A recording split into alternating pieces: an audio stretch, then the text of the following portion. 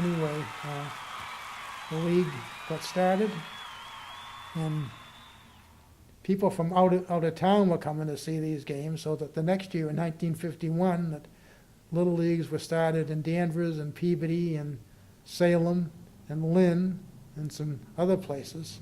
So for the first time, they had a four-team state tournament in Beverly. In 1950, there was only one other chartered league in Massachusetts, was in Pittsfield. And so they, at the end of the season, Beverly picked an all-star team to drive out to Pittsfield to play the Pittsfield team for the state championship. And that the winner would play, I guess, the Connecticut team, whatever, and you'd only need 3 wins to be able to go to Williamsport for the World Series back then, because there were so few teams. So there was no, of course, no Mass Pike. They had to go, Route 9 and Route 20 all the way out to Pittsfield. And they got the first game. The second game was to be between the Rhode Island and New Hampshire teams. And the New Hampshire WMUR TV and Channel 9 in Manchester was going to televise the second game. So they had to start on time at 6 o'clock. So the Beverly-Pittsfield game ended up tied after 6 innings. And they wouldn't let them play extra innings because with the television commitment, they had to start the second game on time. So the Beverly team had to stay. The Pittsfield kids, of course, went home in their own beds, and the Beverly kids had to stay in a motel somewhere, which they apparently didn't get much sleep, as you can imagine. So the next day they had to go back out, and they expected to finish the game. But the tournament director ruled that instead of finishing the game, they had to start all over again with the first inning. Because Beverly thought they had won the day before. They thought they had scored the winning run in the bottom in the 6th inning. But the umpire, who was a Pittsfield man, of course, he ruled interference on the Beverly on the runner. So they called him out, which I guess must have accorded a big argument. But Beverly kids, because they were exhausted the next day and they got beaten badly, so they came home feeling that they'd been robbed. But anyway, the next year, Beverly hosted the state tournament, and they hoped to be in it, but they got knocked out in the first round by Danvers.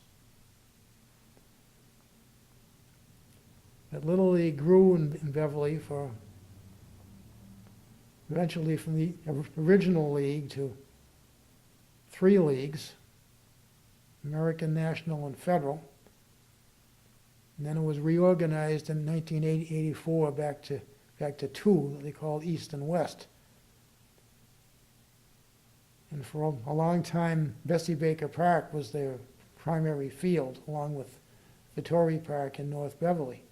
But by the 80s, they really wanted a home field that they could be proud of to host tournaments and so forth. And there were 3 or 4 years was spent looking all over for a suitable site. And for one reason or another, all of them were rejected. Till finally, in 1993, the city allowed them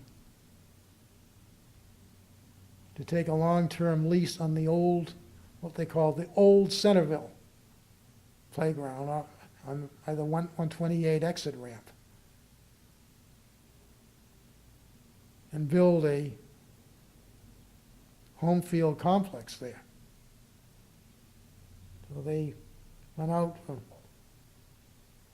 raised some money, and borrowed some more money, and Harry Ball Field took shape. And it was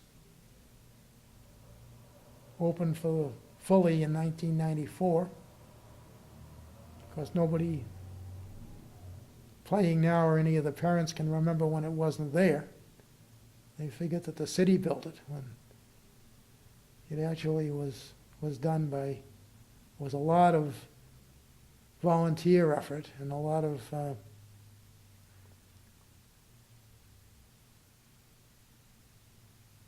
local tradesmen gave their time and effort. And lights were installed and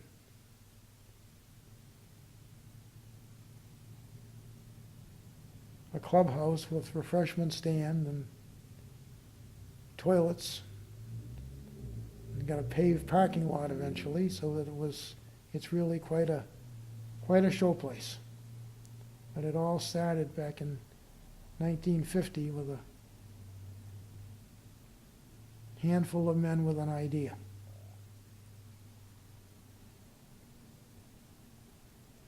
And baseball continues to be, an important high school sport, and we have the Legion team and 2 or 3 adult teams that are playing in various leagues. So the game endures.